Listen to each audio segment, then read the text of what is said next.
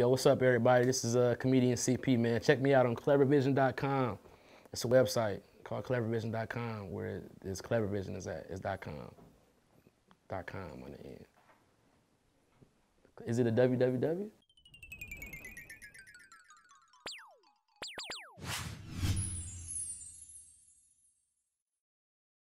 Clevervision.com. I go by the name of Kid Clever, and we are in Eastern Market, man, at DVE, Detroit versus Everybody store. For everybody that ain't hip, it's a staple in the city, and we got another staple in the city that's doing major stuff, man. One of the leaders of New Detroit, man, comedian CP. What's going on, man? What's up, man? So CP, man, I wanted to say I'm proud of you, man. I've been seeing you do a lot. Like over the last 2 years, you've always been doing your things, but over the last 2 years, you've been really going crazy. It was like, you don't return phone calls no more. It's hard for me to, get in contact with you. I feel like it's my moral responsibility to not return a phone call to let my friends know how famous I'm getting. That's what that is. Famous I feel. You know what I'm saying? Like I feel more famous than you, so I'm not gonna answer the phone off the rip because it's like, then what do you have to aspire to be famous like me? I feel that. You know I take that, it humbled me, Yeah. I had to get my stuff together. I had to interview a few other big cats, before I got to you. Each one, teach one, reach one, and and bleach one. Like a white tea, you bleach it to make it clean and make it sterile. Make it, silverware. I'm gonna remember that, man. Yeah, no doubt, man. So for the people that, been sleeping underneath a rock, I want to fill them in on everything that you've been doing, and how did you get started in comedy? I just want to say that for the people who sleeping under a rock, first of all, it's help centers and soup kitchens. It's places you can go. Like, you ain't got to be under that rock, fam. Like, it ain't even, what I'm saying? Like, it's getting cold outside. Like, rocks are cool, and, it take a lot for a rock to transfer temperature. Right. So that rock is cold. Like, you can live in, like, it's like it's other places, bro. I feel You know what I'm saying? What was the other part of the question? Like, what are you familiar? How did you get started in comedy? I wanted to be a comedian since I was a kid. It was one of those things I wanted to do because I had to have stuff I wanted to do. You know what I'm saying? So it's kind of like people ask you what you want to be. I want to be a comedian. As a kid, it was just something to say because people thought I was funny. Right. And as I got older, my funny kind of it kind of got older with me. Like some of the things I could actually recall, like my recognizance for situations and wordplay and all of that stuff to be able to bring it back and have like this crazy comedic timing. It was just one of those things that from what I saw, I didn't see a lot of people who were doing it at the level that I was doing it at. So at that point, it was like, I have to go straight at it. Okay, so you were the funny kid in class. You're from the west side of Detroit, right? I'm from the west side. I was the funniest kid in every school, but it was crazy because I was also like one of the smartest kids. So like, like all my classes was honors classes. So in those classes, it's kind of frowned upon to be the clown. Right. You know what I'm saying? Because it's like they're looking at, they really want to learn. A lot of my friends were in like regular, I call it G-pop. You know what I'm saying? That's general population. That's prison talk. Right. Anyway, they was clowning in their class. I remember in high school, I didn't win class clown. And I remember I went home and I told my mom, like, that really hurt my feelings. Because I feel like I was really funnier than everybody. But, the people who were in my classes, they said that they saw me better than that. I'm like, you don't even fucking know me. You know what I'm saying? What you mean you saw me? They're like, man, you ain't no class clown. You gonna be, I wanted to be a lawyer too, toward high school. You gonna be a famous lawyer. And I'm like, bitch, I just asked you to vote. You know what I'm saying? Like, that's all I asked you to do, but whatever.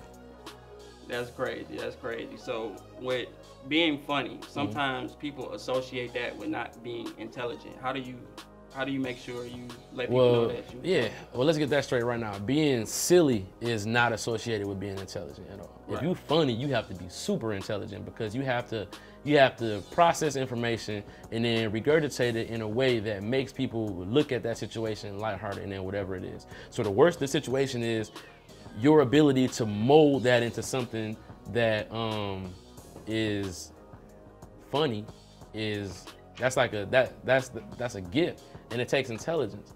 Like people think that intelligence, unfortunately, is math, science, history, and English. It stops at school. Right. I think it stops at but school. It's like intelligence is your ability to obtain and retain knowledge and use it at your benefit in order to advance yourself in the world. That's true intelligence. Like, and so, the most used way that people even talk about intelligence, CIA. The Central Intelligence Agency, what they do is they get intel. They learn about people and what people got going on. because that helps them to advance the world. Right. So how? Oh, they got the commercial going on. Yeah, I know, right? Let's turn the volume all the way down. Not even muted. Just turn it all the way down. That way, even if it come on. So going from being funny in class to going on stage, what's the biggest difference for you, CP the comedian, going from the funny kid in all the classes, getting all your friends rolling, to taking that on stage? When you the funny kid in class, if you tell a joke that's now funny, y'all can just keep doing y'all work. Like, oop, you know, and the teacher feels it like, shut up, all that. You know, teacher, they human too. They might let a good joke ride, but a bad joke is like, all right, let's get back to class. And you always have that because you're not supposed to be doing that there. You're supposed to be studying and focusing, so you don't have to be funny in class. You have to be funny on stage. And you have to understand that, you know, in a lot of the places I go to, you know, a lot of quote unquote black rooms, the ideal feeling in there is make me laugh. Right. Or people already feel like they're funny. Yeah, exactly. So you have to kind of be on top of that, vibrate higher. You know what I'm saying? Like you literally have to, my level of consciousness and presence has to be so sharp that I can make people come out of their, you know, zone to laugh. Being on stage and being a class clown or the office clown or the family clown is like 100,000,000% different. You know what I'm saying? Speaking of being on stage, I had the pleasure of catching you Monday. You were at Baker's. I caught you Monday on stage. Oh, yeah. With the homie Kool-Aid. Right. I've seen you give Kool-Aid a lot of props on stage. Was he like an OG or somebody that looked out in your early stage of comedy? Yeah, because, you know, like when you first start off, you don't know how far you can go. Right. You know what I'm saying? So like, just like anybody, you know, we chase titles. I wanted to be a comedian because I wanted to be in with all the other comedians. I wanted people to associate me with being a comedian. So that meant, you know, being cool with Kool-Aid and Mike Bonner and Coco and Foolish and Bill Hill and Bobo Lamb. That was important to me because, you know, it was like in the world, the comedians were the cool kids and I wanted to be involved in that genre of it. You know, once I got in, of course, how far I rose and the different things that I did is just based on my journey. But for a new comedian, yeah, like somebody like Kool-Aid and Coco, and you look up to them because of what they've been able to do. And they're staples in the city. Yeah, and they're staples in the city. You know, I never dreamed I would be a staple in the city. And now I'm a staple in the city. Okay. You know what I'm saying? Like, you know, and yeah, that the help comes from them. Something that added to your history, and I know that when I seen the breakthrough, I knew you prior to this and seen you do your thing. You've always been talented, but you did the Detroit Niggas Say, and that went viral on the internet. How did that come about? It was a spoof. Okay. You know, like I'm a big fan of like a lot of what the Wayans brothers do with how they spoof stuff. To me, they're one of the most important families in comedy solely because of the way that they take stuff and flip it and spoof it. Like to me, that's one of the things that I think they're genius at. And as a comedian and a student of the craft, I always wanted to take pieces of what people did because, you know, once you develop a lane, then that's a lane. You know what I'm saying? I'm not about to not swerve into that lane a little bit. You've created it, and I pay homage, but they've always done stuff like that. And I don't give them enough props in interviews, so let me say that. But Shit Detroit Niggas Say was a spoof of what people were doing with the whatever say.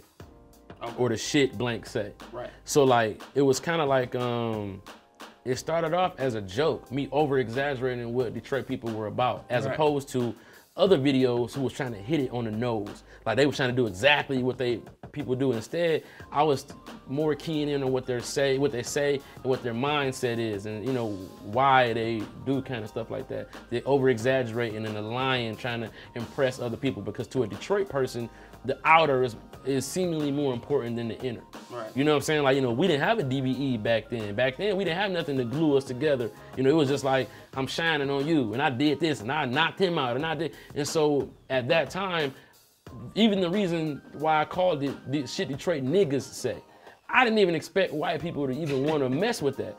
Honestly, I thought that was just for us. That was some FUBU shit. Right. That was for us, by us, you know, so that we could laugh at it in the basement, and it spun out of control into this, you know, all the races and all the people who have anything to do with Detroit and know anybody from Detroit, it resonated with them. And so, you know, that was kind of a mistake viral thing. You know what I'm saying? Like, which is sometimes the best ways to attack it. You didn't want to play that like you knew all along and it was gonna blow like that? Oh no, not at all. I thought my exact words was, this is gonna shit the city. You know what I'm saying? Meaning that I remember I called Tommy and I called B. Lee and I called people who knew about the project. I'm like, dog, this is about to be like funny, at least, you know, like as a comedian and how advanced I was mentally, I felt like YouTube was beneath me. I felt like, you know, people I saw do stuff on YouTube, they weren't smart. And they, you know, they didn't have the background and art history, you know what I'm saying? And that was before it was a real huge lane. It wasn't a lane for that. Right. In Detroit, I literally created the lane for that. You know what I'm saying? Like, you know, I don't care who does viral videos from Detroit, from, you know, and props to them, but you know the cats. You know what I'm saying? Like, you know, some of the ones, you know, you talk about like Jackpot or Eastside Ivo or Be Easy or Tattoo Man Page or Versatile. You know what I'm saying? It's like, I'm not saying that they weren't funny before that, but Detroit was such a place that we didn't think nothing like that was possible for us. Right. And it was kind of like, I did that for us to enjoy, and it spun out of control, and it created a lane. And I can't blame people for swerving into that lane because it was created. You know what I'm saying? You can't build a freeway and then only you could drive on the freeway because you built it. Correct. It's like, no, you know. So I got respect for all those cats I named, but I do understand, and you can't take it. I'm not gonna not acknowledge it. Like, yeah, there was no viral market for comedy here before I did that. Okay, so you went from that, then you created Reggie Bo, or Reggie Bo was born right after Detroit Niggas Say. Well, after shit Detroit Niggas Say, I saw the potential of going viral. This YouTube stuff may work. Well, I mean, it was a lot of monetary benefit. I know, like we had like Shaquille O'Neal reaching out to us. We had like you know, like some big time like big time comedians reaching out to us, and people was, you know, wanting to do stuff, and we saw, okay, this could be a lane. And we even tried to go in and attack that same viralness by doing an even funnier video called Big Girls Cheat Too, which was another one of my jokes about dating a fat girl, and we laying in the bed, and then she cheating on me because I climb over her one night and I see another nigga on the other side of her. Right. And it's like, oh, the joke is that she's so fat that I couldn't see over there. But for us to do it, that's one of like Hollywood's best videos for me. Like, they love that video.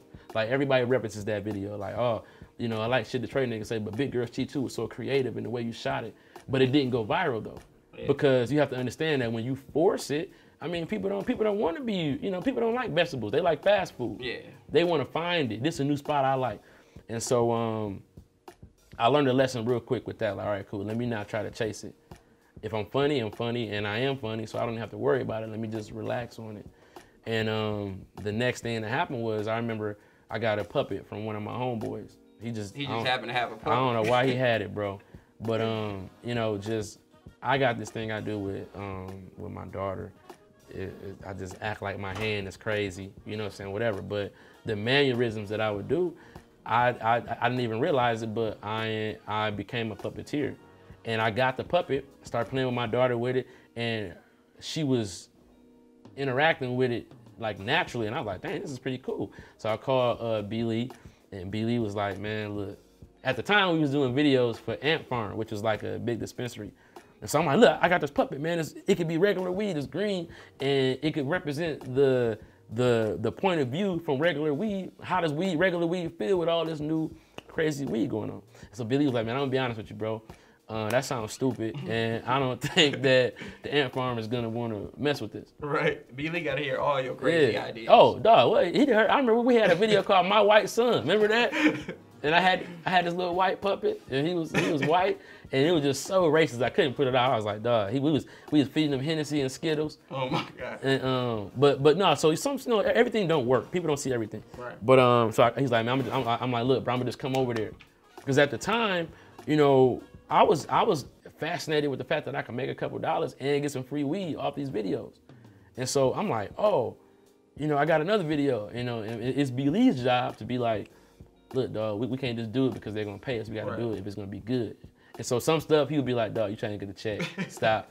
Other stuff, Christmas coming up. Yeah, you know what I'm saying? But so it became like, I'm like, dog, let me just come over with Reggie Bo, and let me just show you what I can do, and you tell me. So was B. Lee shooting the initial? Yeah, B. Lee was shooting. Well, no, Josh, a dude named Josh shot the initial joint, and he ended up moving away.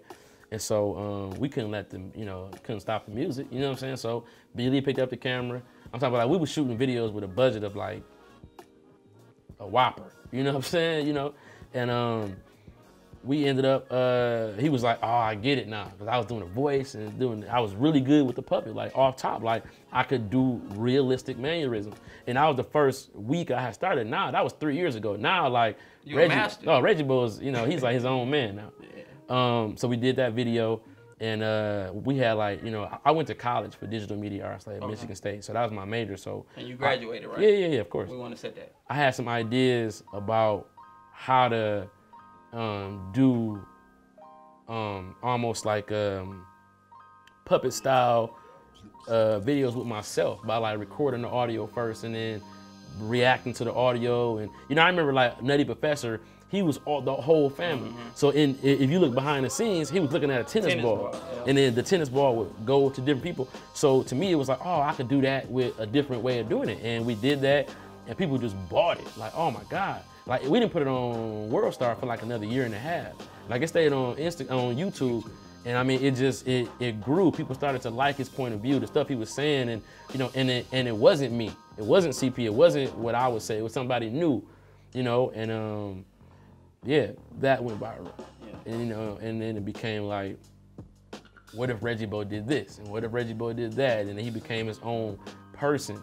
And then, you know, now we got a new character. Now we got somebody else to run with. And that got the attention of TBS as well? Nah, not off bat. No. I know you. That got the attention of my partner, Chip Hall, who he's my partner now. He's a King of the Hill alumni, so he was a writer and producer on King of the Hill. He's also a stand-up too, right? No. He's not a stand-up? Nope.